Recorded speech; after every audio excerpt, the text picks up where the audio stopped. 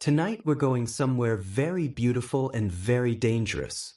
The Palace of Versailles in the 1670s. Gold on every surface. Silk on every body.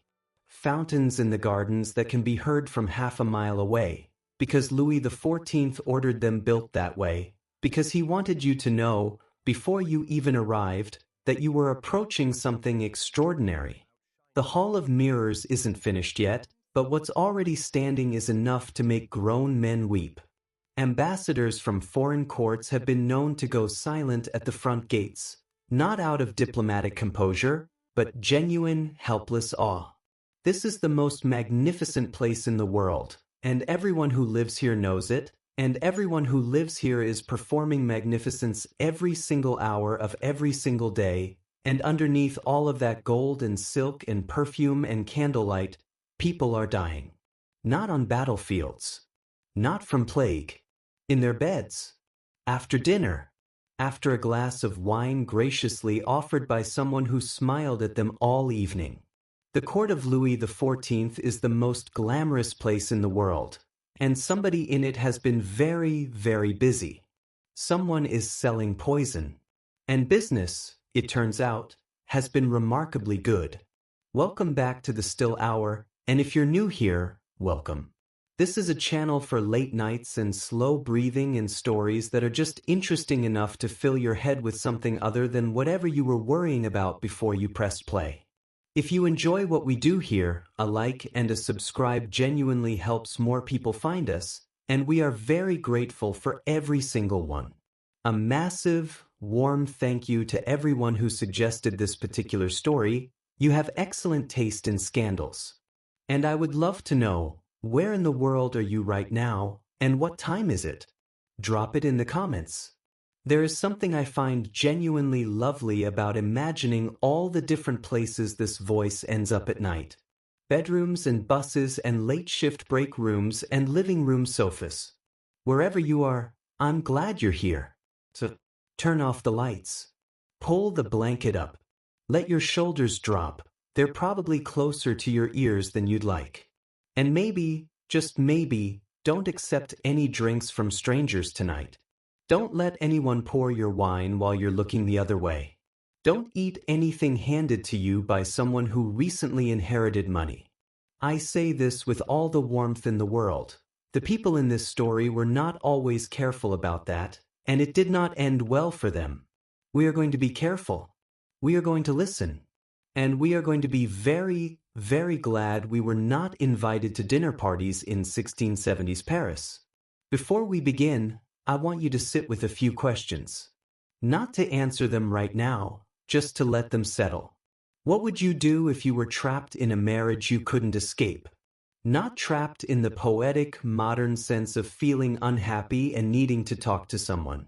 Actually trapped, by law, by the church, by the total absence of any legal mechanism that would allow you to leave. Your money is his. Your children are his.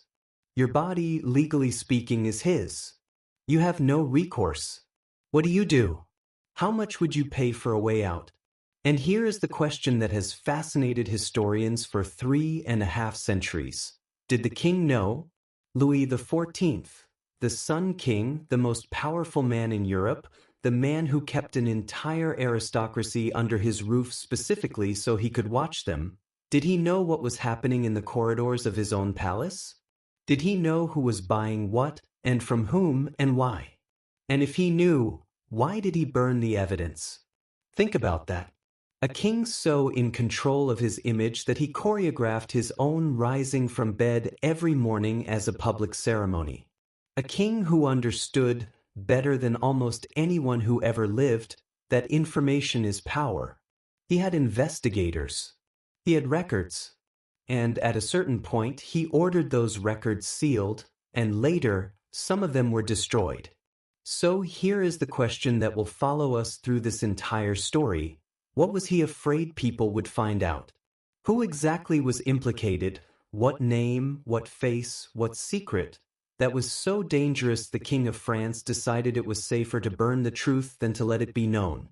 And one more, the quietest one, the one I keep coming back to, How many people died before anyone started asking questions?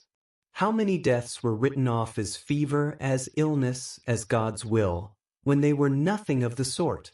Hold on to those. We're going to come back to every single one. To understand the affair of the poisons, you first have to understand the world it happened in. And that world was essentially the personal creation of one man, Louis XIV of France, born 1638, King of France from the age of 4, and by the 1670s the most powerful and carefully self-constructed monarch in European history. The Palace of Versailles is one of the most famous buildings in the world, and most people know it as a symbol of excess, all that gold, all those fountains, the hall of mirrors that goes on so long you start to feel slightly unreal walking through it. What people sometimes miss is how deliberately, how brilliantly political the whole project was. Louis didn't build Versailles because he liked gold. Well, he did like gold. But Versailles was a political instrument as much as it was a palace. It was a trap, and the French aristocracy walked into it willingly because the alternative was worse. Here is the context you need. Louis had come to power in the aftermath of the Fronde, a series of civil wars and aristocratic rebellions that had scarred his childhood and taught him, at an early age, that the nobility of France was perfectly capable of tearing the kingdom apart if given enough freedom and enough distance from the king's eye. The great nobles had estates. They had armies. They had local loyalties and regional power and the ability to build alliances that could threaten the crown. Louis's solution was elegant in its simplicity. If the aristocracy was going to be dangerous, he would bring it to him. He would make his court the most desirable, most magnificent place in Europe, and he would make it effectively necessary for nobles of rank to attend. To be absent from Versailles was to be absent from power, from appointments, from patronage, from the king's favor that was the currency everything else ran on. To be at Versailles was to be visible, and to be visible was to have a chance. So they came. And once they were there, Louis could watch them. The result was the most spectacular and simultaneously the most claustrophobic court in European history. Think about what it actually meant to live at Versailles. You were not a guest. You were a resident, permanently on display, performing your rank and your loyalty every single day. The etiquette was staggering in its precision. Who had the right to sit in an armchair versus a straight-back chair? Who could enter which rooms? The exact order in which people were greeted. Who held the candle during the king's lever, the ceremonial morning rising, in which Louis was dressed and prepared for the day in front of an audience of courtiers who competed ferociously for the privilege of handing him his shirt. This was not affectation. This was the entire social order of France made visible and embodied every morning in the royal bedchamber. And it was expensive, ruinously, catastrophically expensive. To maintain an appropriate presence at Versailles required clothes, and the fashions changed constantly because Louis understood that fashion was another form of control. A wardrobe that was suitable last season was humiliating this season. You needed apartments, which cost money to maintain. You needed servants. You needed to entertain. You needed to be seen giving gifts, hosting dinners, participating in the endless cycle of conspicuous display that was the grammar of court life. Many noble families bankrupted themselves trying to maintain appearances at Versailles. Some borrowed money they could never repay. Some looked for other solutions. And this is where the women of the court become particularly important to our story. The women of Versailles occupied a position that was simultaneously glittering and desperately constrained. They were central to court life. The king's favor often passed through women, through mistresses and wives and the ladies who shaped social opinion. Women like Madame de Montespan, Louis's most famous mistress, wielded extraordinary informal power. But informal power is not the same as legal power, and legally, the women of 17th century France had almost none. A married woman's property belonged to her husband. Her children, legally, were under his control. If her husband was cruel or wasteful or simply unpleasant, her options were limited to the convent, endurance, or something more drastic. Divorce did not exist for Catholics in France in any practical sense. Legal separation was possible but rare, difficult to obtain, and socially devastating. The Church could theoretically annul marriages but rarely did. A woman who fled her husband lost everything: her reputation, her children, her social standing. The law simply was not designed to give her an exit. So, you are a woman of rank at the most glamorous court in Europe, married to a man you perhaps didn't choose, in a situation you cannot legally leave, spending money you don't have to maintain appearances that are ruining your family, entirely dependent on the favor of powerful men for any kind of security.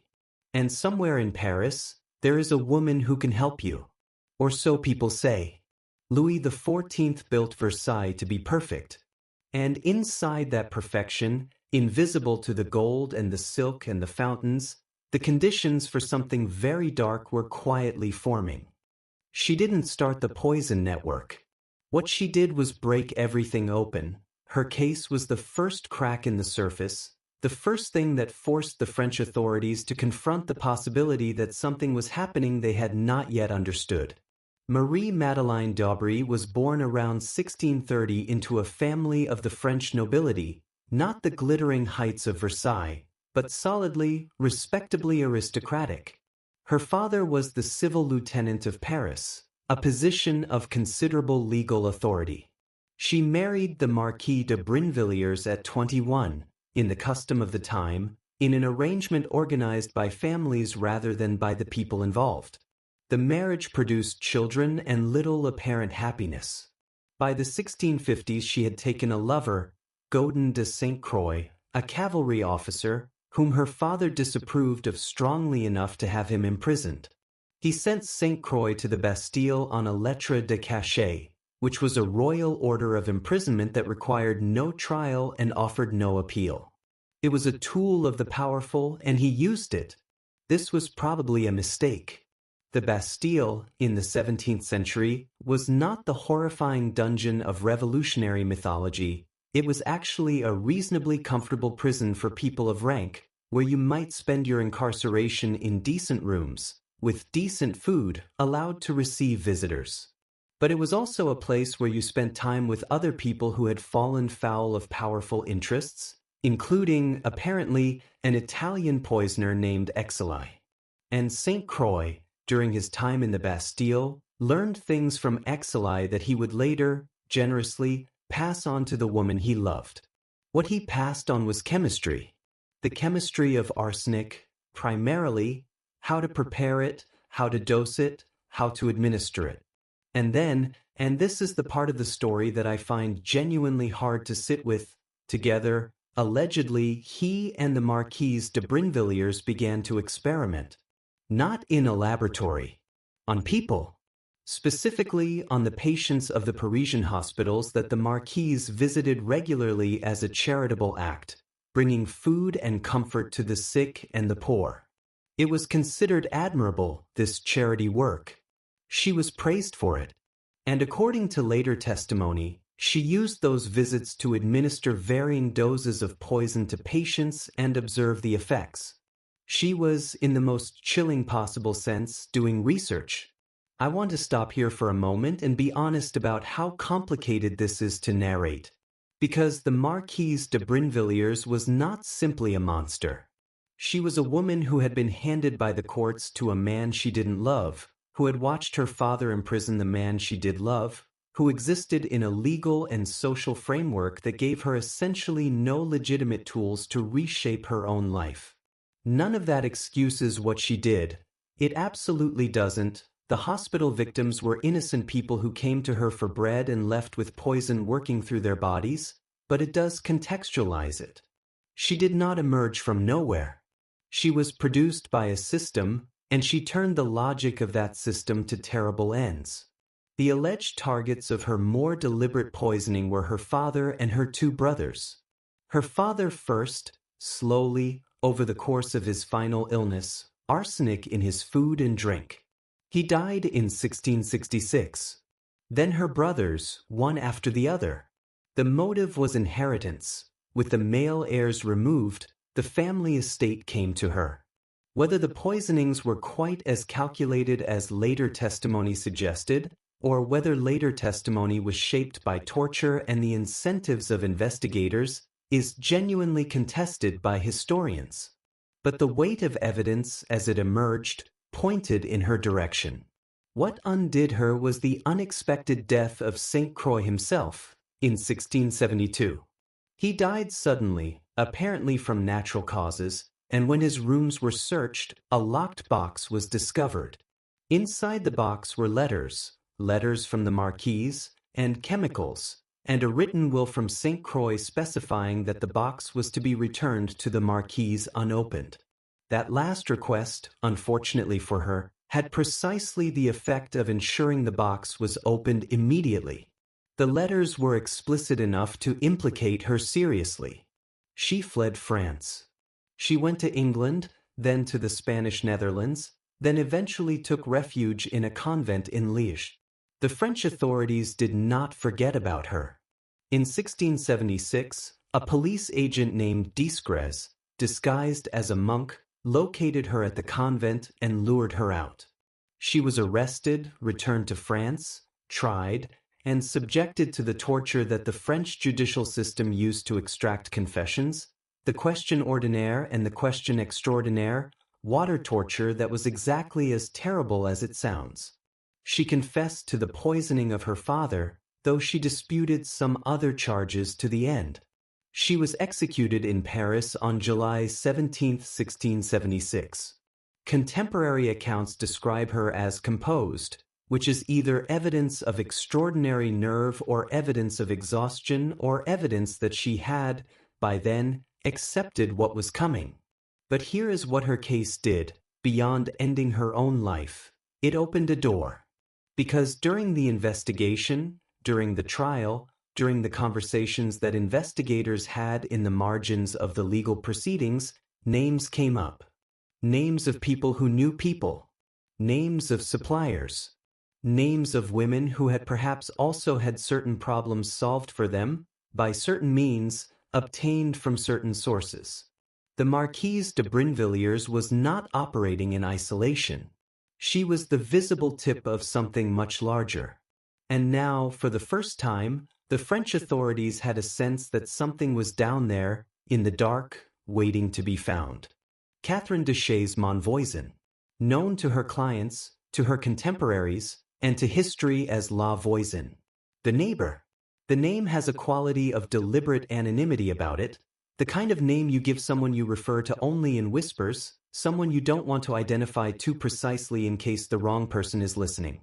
She was born around 1640, the daughter of a haberdasher, and by the time she enters the historical record properly, she is a married woman living in the Saint-Denis district of Paris, which was a perfectly ordinary, moderately respectable neighborhood that happened to be very convenient for a great many of her clients. Her husband was a jeweler, and apparently not a particularly successful one. Accounts suggest the household finances were frequently precarious, which may go some way toward explaining how Catherine Monvoisin found her vocation. She had, it seems, a gift for reading people, for understanding what they needed to hear, for presenting herself with a confidence and fluency that made her clients feel they had come to someone who genuinely knew things. She began as a fortune teller. Palmistry, physiognomy, the reading of various signs and portents. And there was genuine demand for this service, not just from the superstitious poor but from women of the middle classes and, increasingly, from women of the aristocracy, because the future was a thing everyone wanted to know, and the Church's official position that divination was sinful had not, in practice, stopped anyone from wanting to know if their husband was going to die soon. But fortune-telling was only the beginning. La Voisin expanded. She was also a midwife, and midwives in 17th-century France occupied a peculiar and powerful position. They knew things about women's bodies and women's circumstances that no one else knew. They could be trusted with secrets that couldn't go anywhere else, and they had access to substances and knowledge that could help with problems that didn't have official solutions. She performed abortions. This was illegal, dangerous, and in constant demand, because for a woman at court or in a good family, an illegitimate pregnancy was a catastrophe, and La Voisin was someone who could make catastrophes disappear. She also sold love potions and aphrodisiacs, which ranged from the probably harmless to the chemically inadvisable, and which were purchased by women who needed to secure a man's attention or maintain a man's interest in an environment where competition for powerful men's favor was the primary currency of survival. Some of her preparations reportedly contained substances, cantharides, various herbs, that had physiological effects, though probably not quite the ones advertised. What they provided, more than anything, was hope. The sense of agency. The feeling that you were doing something rather than simply waiting for your circumstances to crush you. And then there were the inheritance powders. The term itself is almost delicate, isn't it? Inheritance powder. Poudre de succession. It sounds like something you might sprinkle on a document. What it was, in practice, was arsenic. Arsenic trioxide, specifically, a white powder, essentially tasteless, odorless, and in the medical knowledge of the 17th century almost impossible to detect in a body after death. A death by arsenic poisoning could look, to contemporary physicians, like a dozen different natural illnesses. It could look like stomach fever. It could look like a wasting disease. It could look like the visitation of God. And it was, if administered carefully over a period of weeks rather than in a single dramatic dose, almost certainly not going to be identified as what it was. La Voisin sold this. Not to everyone. She was businesslike enough to be selective, because she was running a business and didn't need the liability of selling poison to someone who was going to be obvious about it. But to the right clients, with the right problems and the right funds, she provided a solution to the problem of an inconvenient husband, an obstructive father, a brother standing between you and an inheritance. The price was significant. The service was, apparently, reliable. Describe La Voisin as a person, and you get someone who defies easy categorization. She was not, by any available account, someone who wrung her hands about what she was doing or saw herself as a monster. She seems to have approached her work with the matter-of-fact efficiency of a professional providing a service for which there was genuine demand. She was charming. Her clients described her as warm and perceptive. She dressed well. She entertained. Her house was comfortable, her establishment ran smoothly, and she had a circle of associates and suppliers that gave her access to almost anything her clients might need. Her house in the St. Denis district had a garden. In the garden was a furnace. Contemporary accounts, drawn from later testimony, describe this furnace as the destination of things La Voisin preferred not to keep: documents, materials, and this is where it gets genuinely dark, the remains of infants, which she had disposed of after performing abortions or, according to some testimony, had obtained from women who had given birth to illegitimate children and could not keep them. The furnace is the detail that appears in almost every account of La Voisin, and it is the detail that makes her most difficult to frame simply as a pragmatic businesswoman providing services to women who had no other options. The furnace complicates everything. The furnace is the thing that stays with you. She had a daughter, Marie Marguerite, who was aware of her mother's activities and would later be implicated in some of them. She had associates, other fortune tellers, other women who operated in the same networks, men who supplied her with chemicals and performed other services. She was, in the language we might use today, the managing director of a criminal enterprise that had developed considerable market share in several lines of business: divination, cosmetics, abortifacients, love magic, and, for the right client, murder. And her clients included people whose names, if spoken in open court, would detonate like bombs in the most powerful social order in Europe. Here is something I want you to understand about the poison network before we go any further. It was not a conspiracy in the modern sense of the word, with a central committee and a plan. It was more like a market. An underground economy with multiple suppliers and multiple products and multiple points of entry, connected by shared knowledge, mutual referral, and the basic logic of customer need. La Voisin was its most prominent figure, but she was the center of a web that stretched in many directions and included a remarkable variety of people. There were other fortune tellers, women like La Bosse and La Vigouroux, both of whom operated in Paris and both of whom sold similar combinations of services. They referred clients to each other when necessary. They shared suppliers. They gossiped, inevitably, because they were human, and they gossiped about their clients, which would later provide investigators with remarkable detail.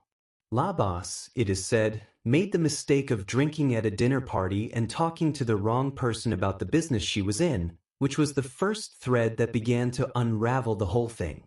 We'll get to that in a moment. There were apothecaries, legitimate, licensed pharmacists who sold legitimate medicines and also, for the right price, substances that were not strictly speaking on the approved list. Arsenic had legitimate uses in 17th century chemistry. It was used in certain medical preparations, in some cosmetics, in pest control. An apothecary who sold it in quantity, to the right person for the right price, with no questions asked, was not technically doing anything that couldn't be explained. And so the supply chain for inheritance powder flowed through the legitimate structure of the pharmaceutical trade in ways that made it extremely hard to trace. There were also, and this is the detail that elevated the whole affair from a criminal matter to a theological crisis, priests. Rogue priests. Men who had been ordained in the Catholic Church, who had therefore been empowered to perform the sacrament of Mass and to consecrate the Eucharist, the host, the body of Christ, and who were performing that sacrament in contexts that would have caused the Pope to have some sort of medical episode if he had known about them. What they were performing is referred to in the historical record as the Black Mass, or the Messe Noire, and I want to describe this carefully because it is genuinely one of the most extraordinary things that comes out of this affair and also one of the most historically contested.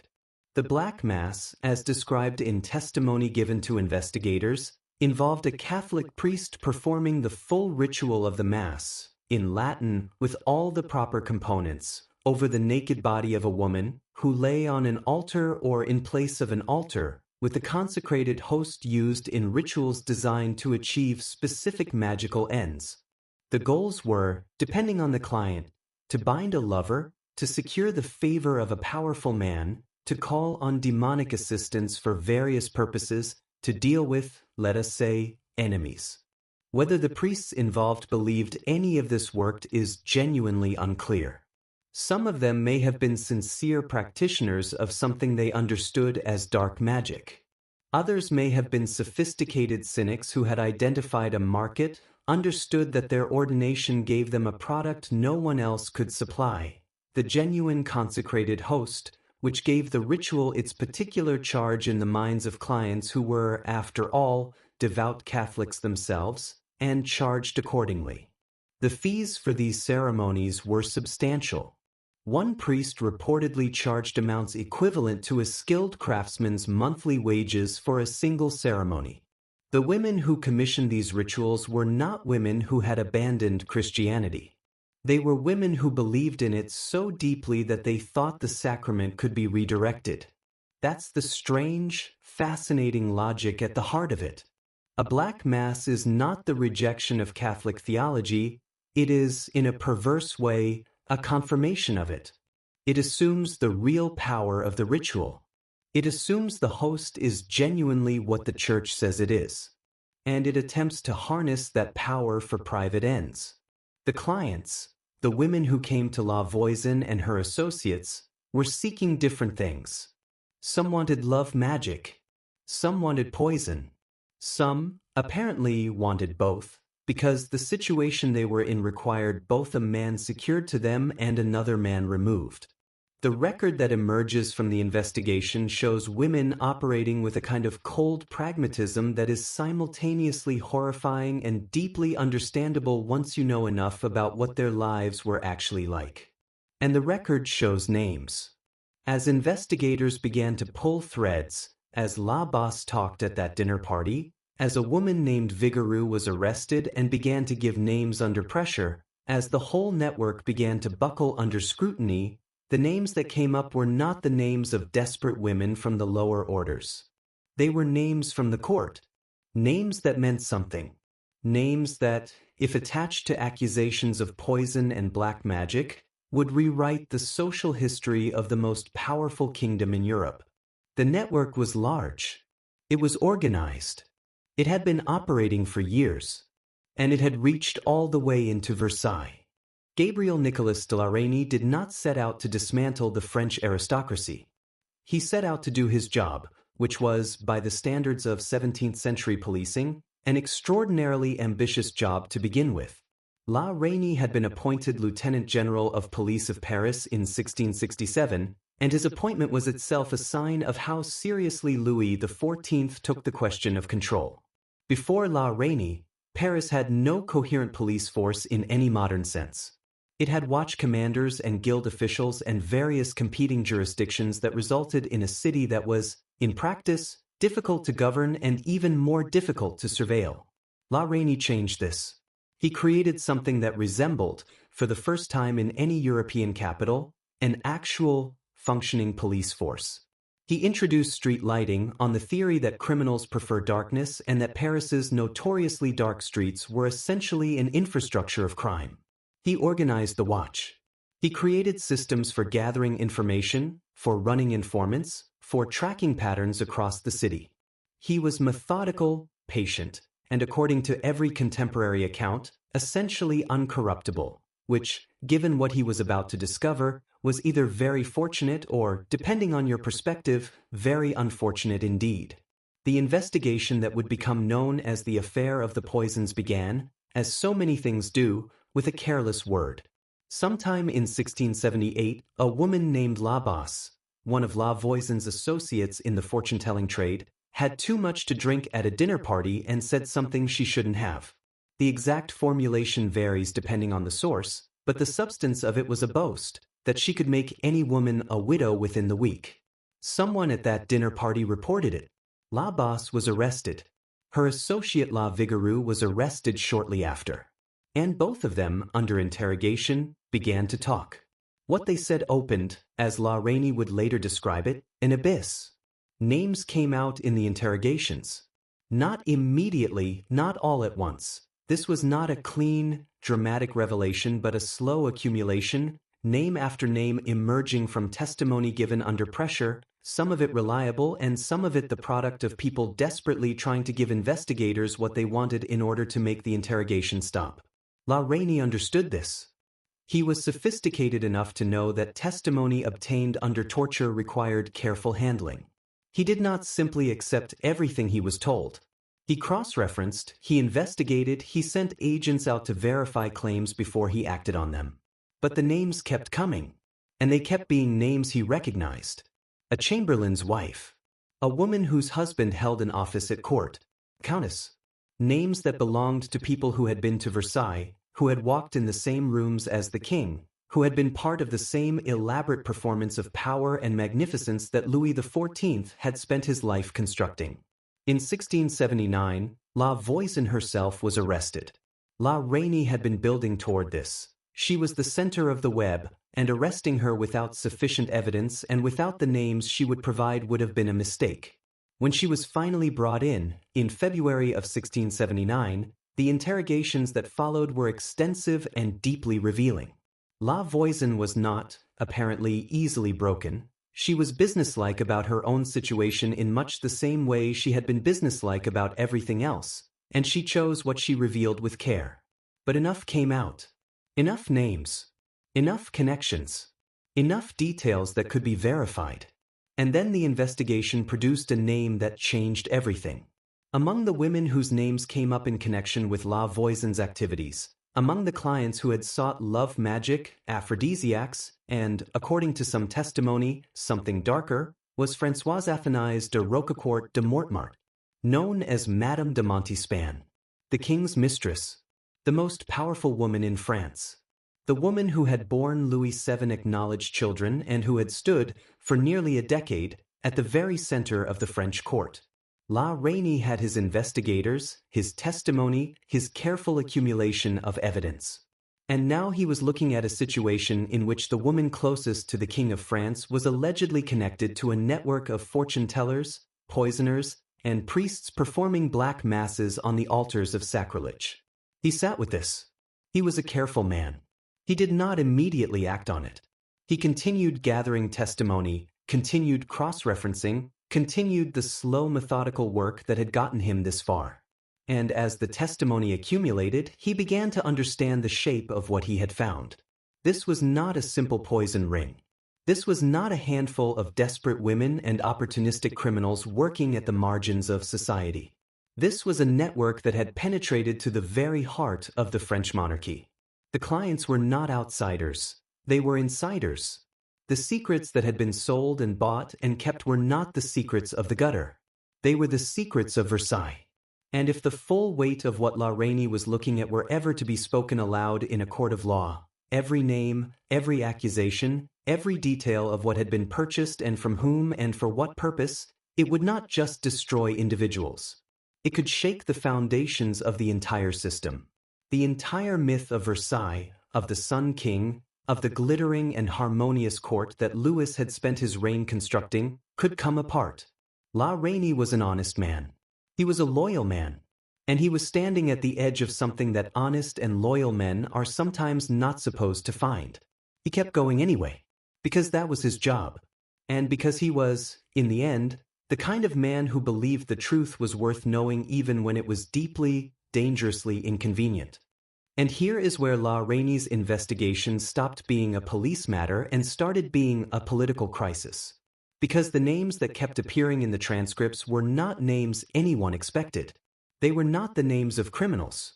They were the names of the French aristocracy. Let that sit for a moment, because it is genuinely extraordinary. La Reynie had begun this work expecting to find a network of low-born poisoners and fortune-tellers, the kind of shabby criminal underworld that had always existed in the shadow of great cities. He had expected to dismantle a few workshops, arrest a few women with blackened hands, and present Louis XIV with a tidy report about how the streets of Paris were now safer. He had expected this to be administrative work. Instead, he found himself holding documents that read like the invitation list to a royal banquet, and every name on the list had, at some point, knocked quietly on La Voisin's door. The king's response, when the scale of the thing became undeniable, was swift and characteristically absolute. In April of 1679, Louis XIV established what would become known as the Chamber Ardente, the burning chamber. The name alone should tell you something about the atmosphere of the proceedings. The chamber was so called because its windows were covered, blocked entirely from the outside world, and the room was lit instead by torches. Burning torches, in the middle of the day, casting everything in that restless, wavering light that makes familiar things look strange. There was something almost theatrical about it, and given everything that was about to happen in that room, perhaps theatrical is exactly the right word. The Chamber Ardente was a special tribunal, extraordinary in the legal sense, meaning it existed outside the normal structures of French justice, answerable only to the king. It was specifically convened to try the poison cases, and it was given powers that ordinary courts did not possess. It could compel testimony. It could authorize torture. It could move quickly, without the procedural delays of the established legal system, which was, when you think about it, precisely the point. Louis XIV did not want this to move slowly. He wanted it contained. He wanted it resolved. He did not yet know, or perhaps he did not yet want to know, that the thing he was trying to contain was very much larger than any chamber could hold. La Reynie led the investigation, as he had from the beginning, and over the next 3 years he would work with a thoroughness that was, depending on your perspective, either admirable or terrifying. 442 suspects were arrested. 367 were tried. 36 were executed. Those numbers, read quickly, can lose their weight, so let me slow down with them for a moment. 36 people killed. Hundreds imprisoned, interrogated, subjected to the particular horrors of 17th century judicial procedure. And all of this conducted in a room lit by torches, by scribes who sat at long tables writing down things that, even by the standards of an age not especially prone to squeamishness, were almost unbearable to record. Because here is the thing about those scribes, those patient, meticulous men with their quill pens and their ink and their official documents. They were writing down confessions. And the confessions that came out of the chamber ardent were not the simple admissions of guilty people caught with stolen goods. They were accounts of black masses and infant sacrifice, of poison administered in drops carefully measured out over weeks, of love powders mixed from ingredients you would not want described to you in detail while you were trying to fall asleep. The scribes wrote it all down. That was their job. And you have to wonder, just briefly, what it was like to be one of those men, going home at the end of the day, eating dinner with your family, knowing what you had spent the afternoon transcribing. La Voisin herself, Catherine Monvoisin, the midwife turned sorceress, the woman at the center of the entire web, was arrested in February of 1679.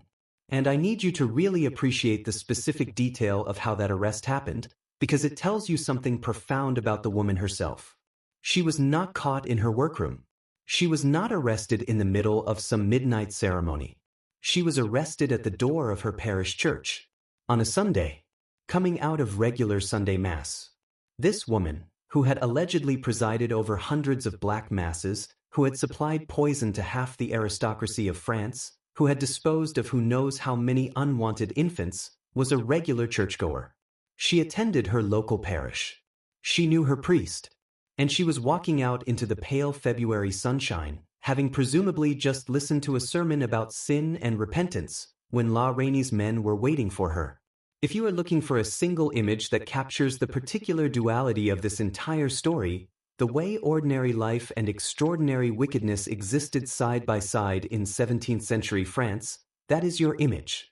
A woman coming out of church on a Sunday morning, arrested on charges that would have made the priest faint. She was held, interrogated, and eventually tried. The trial was long and the testimony was extensive. La Voisin did not make things easy for anyone. She was clever, she was evasive, and she understood that what she knew was her only protection. She gave names, but she gave them carefully, strategically, and she did not give all of them. Whatever she held back to the end. On February 22, 1680, Catherine Monvoisin was executed at the Place de Grève. She was burned alive. The accounts of the execution describe her going to the stake still shouting, still refusing, still fighting. She died as she had lived, loudly, defiantly, and on her own terms as much as her circumstances allowed. There was something, in a grim way, almost impressive about it. But her death did not end the investigation. In some ways, it made things worse. Because La Voisin left behind a daughter. And the daughter, with nothing left to lose and perhaps everything to gain from cooperation, began to talk. And what she said would change everything. The list of names that emerged from the chamber ardent reads, as I mentioned, like a guest list for a very exclusive party that has gone catastrophically wrong. And I think it is worth pausing with some of those names individually, because when you reduce people to titles they become abstract, and when they are abstract they lose the thing that makes this story genuinely astonishing. These were not abstractions. They were people. Specific people with specific fears who had made specific choices, and whose choices had led them, one way or another, to La Voisin's door in the Paris suburbs. Take the Duchesse de Bouillon. Marie and Mancini, yes, one of the famous Mancini nieces of Cardinal Mazarin, which is to say she had been born Italian, had come to France as part of her uncle's considerable entourage, and had married her way into one of the grandest titles in the kingdom. She was witty, imperious, well-connected, and absolutely furious at being summoned before the chamber ardent. Her appearance before the tribunal became, briefly, something of a sensation, because the Duchesse de Bouillon did not appear before it as a frightened woman. She appeared as someone who found the entire proceeding deeply beneath her dignity and was not especially trying to hide that opinion. When asked whether she had consulted La Voisin, she essentially confirmed it while somehow making it sound like a perfectly reasonable thing to have done. When asked whether she had ever sought poisons, she reportedly looked at the assembled judges with magnificent contempt and asked whether they really believed a woman of her rank would poison anyone. When asked whether she had seen the devil at La Voisin's establishment, she said yes, and that he had been small, dark, and ugly, quite unlike what she had expected, which prompted one of the judges to ask if he looked anything like the man sitting beside her husband in the public gallery. To which she replied that the judge was clearly better acquainted with the devil than she was. I want you to understand that this was said in the middle of a formal criminal tribunal, in front of judges appointed by the king, in a case where people had already been sentenced to death. The Duchesse de Bouillon was performing aristocratic untouchability in real time, and the extraordinary thing is that it more or less worked. She was exiled from Paris for a period, which was an inconvenience rather than a punishment, and that was essentially the end of it. Her rank protected her in a way that La Voisin's rank had not. The Comtesse de Soissons chose a different strategy. Olympe Mancini, another of the Mancini nieces, which does rather make you wonder about the family dynamics, had been, in her youth, a favorite of the young Louis XIV. There had been rumors of a romance, or at least a strong attachment, before other considerations intervened. By 1679, she was older, her influence at court had waned, and when word reached her that her name had appeared in the Chamber Ardent's proceedings, she made a decision. She left. Quietly, quickly, in the night, taking what she could carry and her dignity intact. She went to Brussels, and she did not come back. Now, here is the thing about that choice. Fleeing before questioning is, in any legal system, essentially an admission of guilt. It tells the court, and everyone watching, that you believe the charges against you are serious enough that you would rather become an exile than face them. Olympe Mancini had been a countess, had been a royal favorite, had been at the very center of the most glittering court in Europe. She gave all of that up rather than answer questions in a torchlit room. Whatever La Voisin's record said about her, she had decided she would not be in the room when they were read aloud.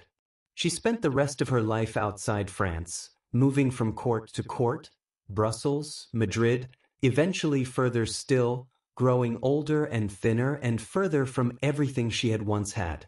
She died in Brussels in 1708. She never came home. And then there was the Duc de Luxembourg, François-Henri de Montmorency Bouteville, Marshal of France, one of the greatest military commanders of his generation, a man who had won battles that lesser generals had considered unwinnable. Louis XIV called him his best captain. His soldiers, apparently, adored him. He was brilliant, he was experienced, and he had spent decades building a reputation that was, quite simply, formidable. He was also arrested in January of 1680 and imprisoned in the Bastille. The accusations against him were, even by the standards of this investigation, striking. It was alleged that he had made a pact with the devil, an actual, formal, contractual pact, in exchange for military victories. It was alleged that he had signed this pact in his own blood, which, if nothing else, shows a certain commitment to the aesthetic. It was alleged that he had consulted La Voisin in connection with various schemes involving inheritance and the deaths of inconvenient relatives. He denied everything, with the calm certainty of a man who is either entirely innocent or extremely well prepared. He was held in the Bastille for 14 months.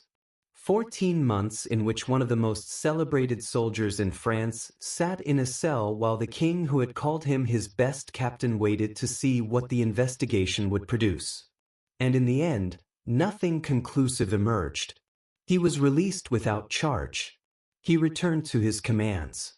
He went on to win more battles and acquire more glory and live another 2 decades as one of the most admired men in the kingdom. But those 14 months were there, in his history, a small dark room in an otherwise brilliant career.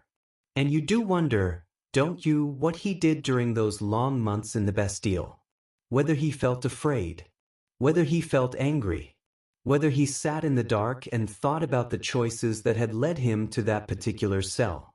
What emerges when you look at all these names together is not a conspiracy in the conventional sense. It is something more interesting and more human than that. It is a map of private desperation in a world of public performance. Versailles demanded that everyone appear confident, powerful, serene, that the machinery of ambition and competition be concealed beneath exquisite manners and magnificent clothing. And so when people were afraid, when the king's favor threatened to move elsewhere, when a rival was advancing, when a marriage was failing or a fortune was dwindling, they could not show it. They could not ask for help, not openly, not in ways that might be seen. And so they went, in secret, to a woman in the suburbs who was willing to listen to things they could not say anywhere else. La Voisin's true power, in the end, was not the poisons or the black masses or the love potions. It was the confessional. She was the person you went to with the things you could not say anywhere else. And in a world as enclosed and performative as Versailles, that was an extraordinarily valuable service. The Chamber Ardente was not just uncovering criminals. It was uncovering the private life of an entire ruling class, the fears and longings and desperate calculations that lived underneath all that gold and marble. And that, ultimately, was why it would have to be stopped. And then there was the name that stopped everything. I want to introduce her properly, because she deserves it, and because understanding who she was is essential to understanding why her name, appearing in those transcripts, was so seismic. Françoise Athénise de Roquecourt de Mortemart, Marquise de Montespan. Even the name is magnificent, isn't it? All those syllables, all that accumulated history. She came from one of the oldest and most illustrious families in France, a family so ancient that they were said to have a different quality of blood from the merely recently noble. She was brilliant and she was beautiful and she was wickedly, devastatingly funny.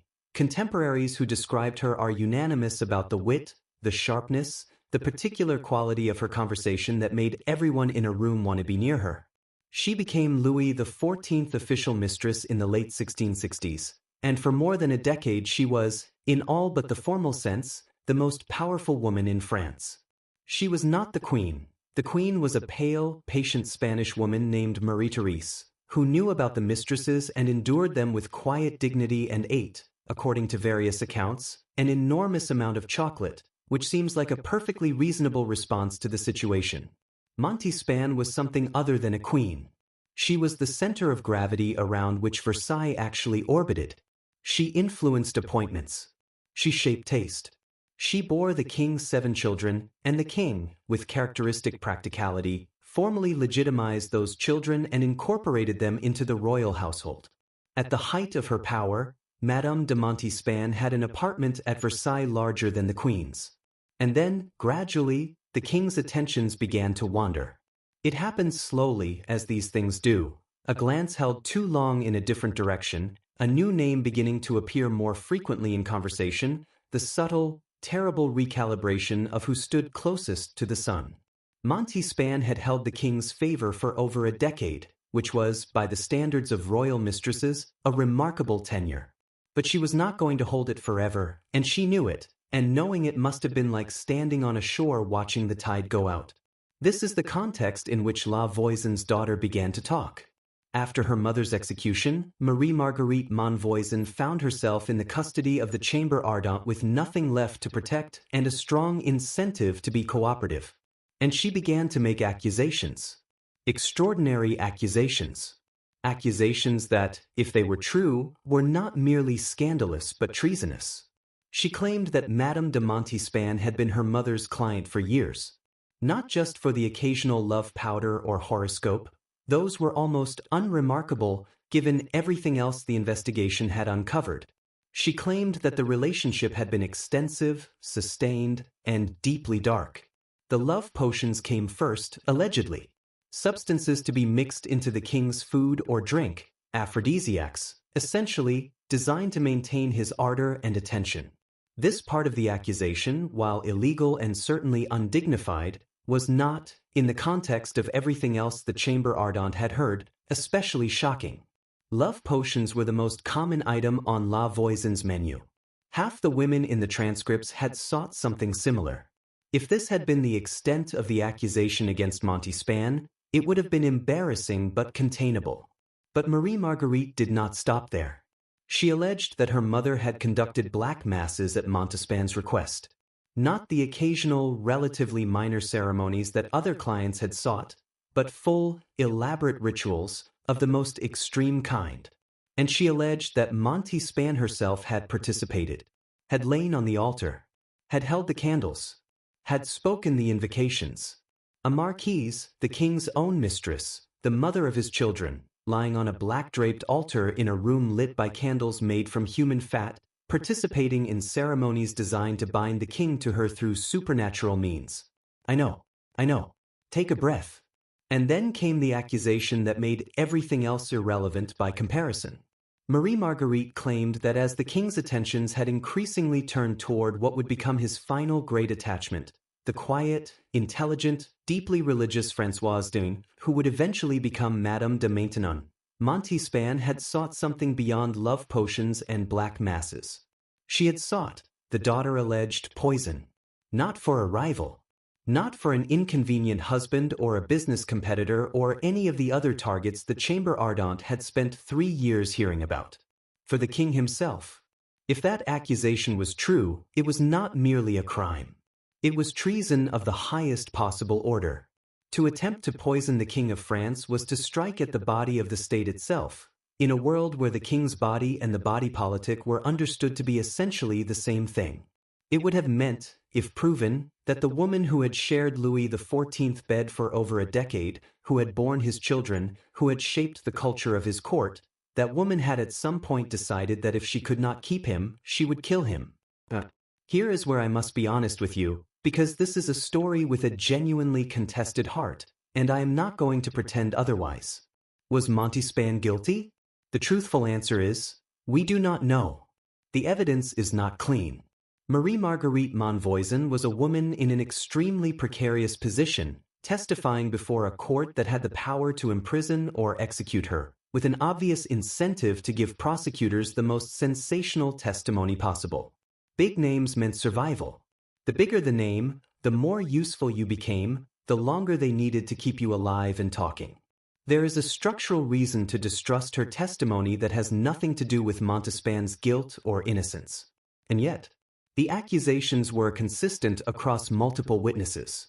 They were specific in detail, specific enough that it is difficult to attribute them entirely to imagination.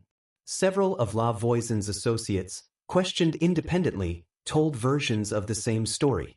La Reynie himself, who was not a credulous man, did not dismiss the accusations.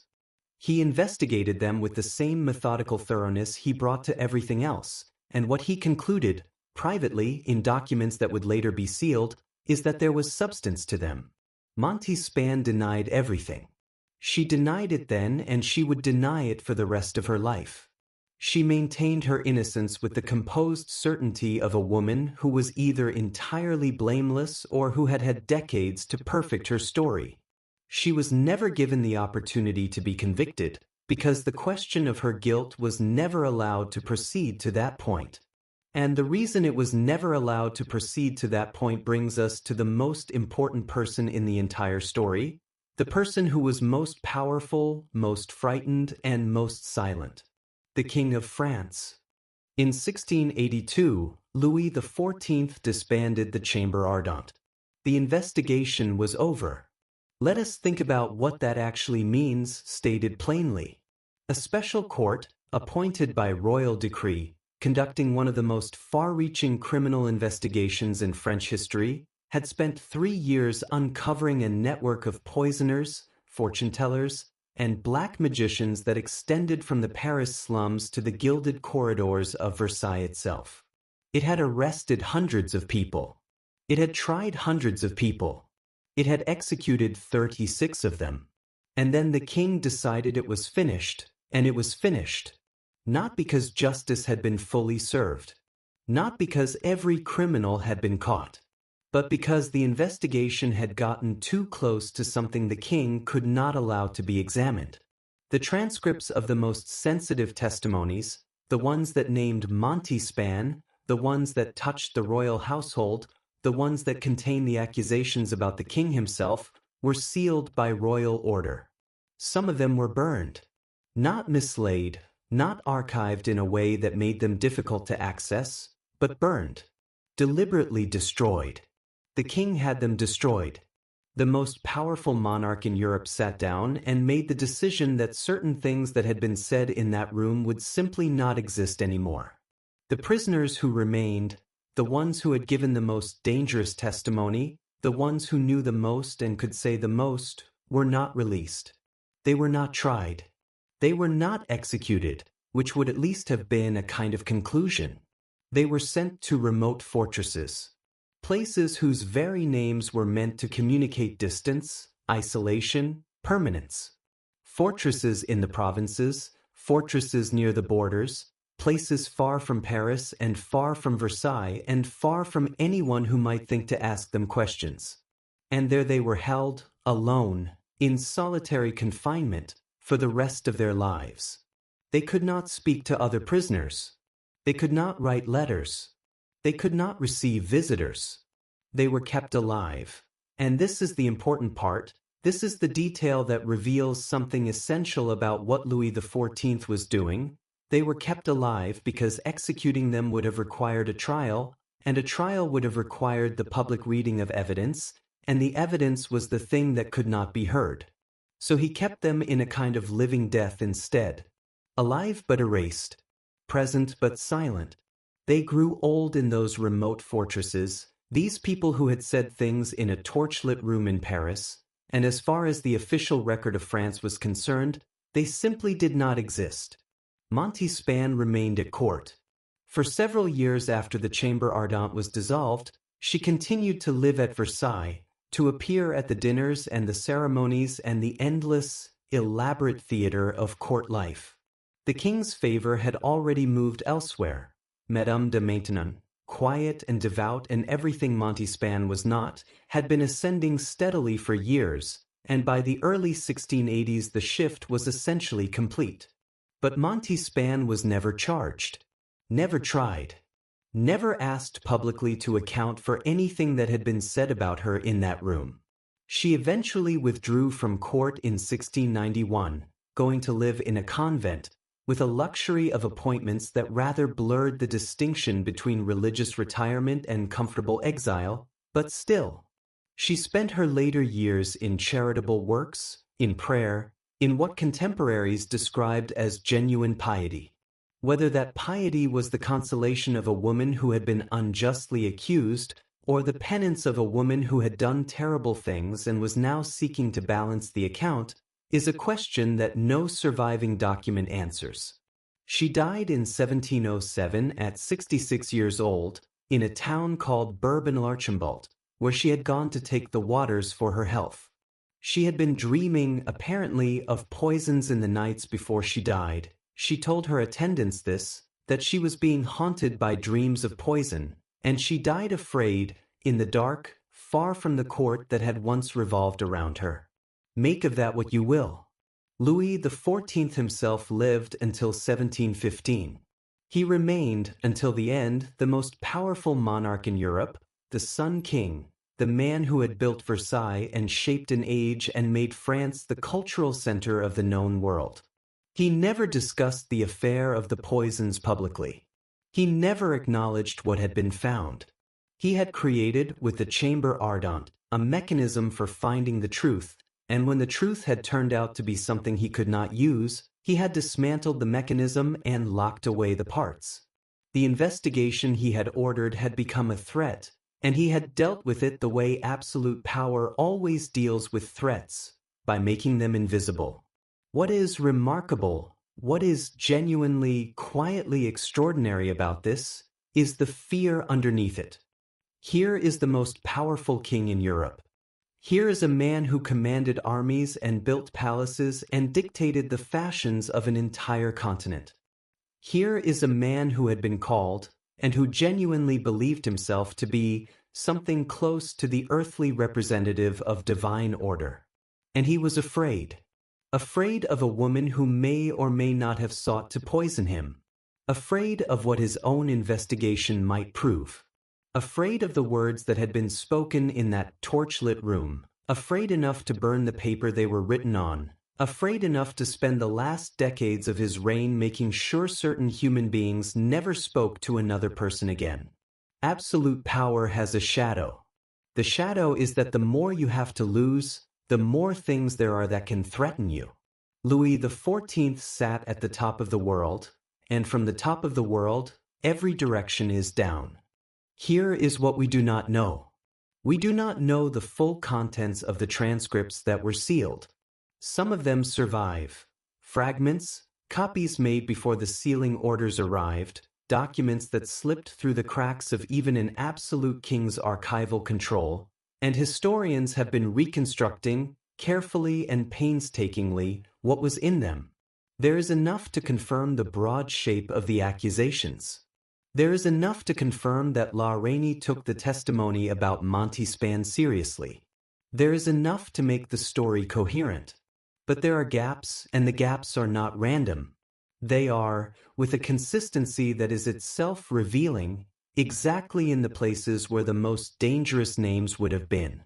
The names that were spoken aloud in the chamber ardente and not written down, because even the scribes knew, apparently, that some things were too dangerous to commit to paper. Those names are gone. The testimonies that were burned are gone absolutely, in the way that burned things are gone, with no possibility of reconstruction. The prisoners who died in their remote fortresses without speaking to anyone carried whatever they knew into ground that has been undisturbed for 340 years. That knowledge is simply inaccessible now. It is not in an archive waiting to be discovered. It is nowhere. And this matters in a way that goes beyond historical curiosity. The affair of the poisons is a story about what happens when the machinery of justice encounters the reality of power. The chamber ardente was, in its structure, a genuine attempt at investigation. La Rainey was, by all accounts, a genuinely scrupulous man doing his work as honestly as the circumstances permitted. He followed the evidence where it led.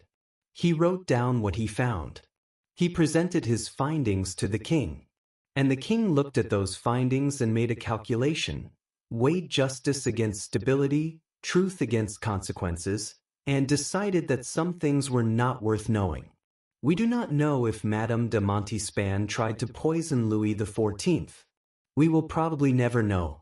The evidence that might have settled the question was destroyed by the man who had the most personal stake in the answer. And there is something almost vertiginous about that when you sit with it. The most significant single question raised by the most significant criminal investigation in 17th century France. And it is simply unanswerable, not because the evidence was lost accidentally, not because of the passage of time, but because someone with enough power decided it should be. The people who had the most to hide were the people with the most power to hide it. This is not a lesson that 17th century France discovered. It is not a lesson unique to this story. It is, in fact, a lesson that history teaches with such regularity that it has begun to feel less like a lesson and more like a structural feature of human civilization. Power accumulates. And one of the things it accumulates is the ability to determine what the record says. The official story in every age is the story that the most powerful people in that age decided to write down. Everything else is gaps, the silence between the words, the burned pages, the prisoners in the remote fortresses who died without speaking. And yet, and this is the thing I find most interesting about this particular story, even with all of that, it did not entirely work. The transcripts could be sealed, but they could not all be destroyed. The prisoners could be silenced, but their silence itself was a kind of evidence. A shape cut in the historical record that corresponded exactly to the things that had been too dangerous to say. La Voisin's daughter talked, and what she said survived in forms that could not all be contained. The affair of the poisons was not forgotten. It was suppressed, and there is a crucial difference between those two things. Forgotten things simply cease to be. Suppressed things remain, pushing against the lid, leaving traces, whispering in archives to anyone patient enough to listen. Historians have been listening for centuries now. The picture is still incomplete. The most important pieces are still missing. But the shape of what is missing is, itself, a kind of testimony. You can learn a great deal from what someone chose to burn. There is something else worth noting, something that sits quietly underneath all the sensational detail of this story. The women who came to La Voisin's door, the countesses and duchesses and wives of great men, the women with titles and carriages and rooms full of expensive things, they came because they were afraid. Afraid of losing what they had. Afraid of being replaced. Afraid that the person whose love or favor held their world together might simply turn away. All that rank, all that gold, all those titles that proclaimed them to be extraordinary people living extraordinary lives, and underneath it, the same fears that keep ordinary people awake at night in every century. The fear of not being enough. The fear of being forgotten. The fear of watching the person you need choose someone else. La Voisin understood that. It was her real business. Not the powders and the ceremonies and the candles. Those were the product. The real business was sitting with frightened people in a room and saying, "I understand what you want, and I can help you get it." That is a more ancient trade than poisoning. And it never really goes out of fashion. Close your eyes for a moment if you like. Let the story settle. It is late at night at Versailles. Later than it should be, probably. It is always later than it should be at Versailles, because the king keeps impossible hours and the court follows wherever the king leads. And so 1,000 people who would have been asleep hours ago are instead standing in gilded rooms waiting to see whether the king will require anything else before he retires. The candles are burning in the long windows. So many candles, thousands of them, by some accounts, filling the palace with a warm amber light that makes everything look slightly more beautiful than it actually is, which was, of course, entirely the point. The fountains in the gardens are still running. They run, in the season when the waterworks are operating, all day and deep into the night, because the king likes them and the king's preferences shape reality. The sound of them comes through the windows if you are standing near enough, that constant, impartial rush of water that has no interest in who is in favor and who is not, which is perhaps one of the things Louis XIV found restful about them. And somewhere in those corridors, in those apartments stacked one against another like very elegant boxes, each one the universe of some person whose entire life was organized around proximity to the king. Somewhere in those corridors, people with magnificent names and beautiful clothing and enough power to reshape the lives of thousands of people below them are afraid, jealous, lonely, lying awake wondering if the king looked at someone else too long at dinner this evening, wondering if the letter they sent has been received and what the silence since its sending means, wondering if what they have is enough to keep and how long they can keep it and what they will do if they cannot. The same things that have kept people awake in every century and in every kind of dwelling. Not just the aristocracy, though they are the ones who could afford to do something about it, which is where the trouble generally starts. Not just women, though women in that particular world had so little formal power that they were disproportionately the ones who went looking for informal solutions. Just people. Wanting to be loved and afraid of being left and desperate enough, sometimes, to knock on a door they would later wish they had never found. La Voisin is gone now, burned at the Place de Grève in a February that was cold enough that people said the flames must have been welcome. The Chamber Ardente is disbanded, its most dangerous transcripts burned or sealed or hidden in fortresses so remote that winter comes early and leaves late. The prisoners are silent in their cells. The king's investigation has consumed itself, like one of those bonfires that burn too hot and leave nothing but ash. But Versailles is still beautiful. It was always beautiful. Whatever happened in the shadows, whatever fear and desperation and wickedness operated in the spaces between the official ceremonies, the building itself was magnificent. The gardens were magnificent. The fountains ran. The candles burned. And the people inside them were just people, which is perhaps the most extraordinary thing of all, that so much beauty and so much power could be inhabited by creatures as ordinary, as frightened, and as endearingly foolish as human beings consistently turn out to be. The secrets of Versailles are safe until morning.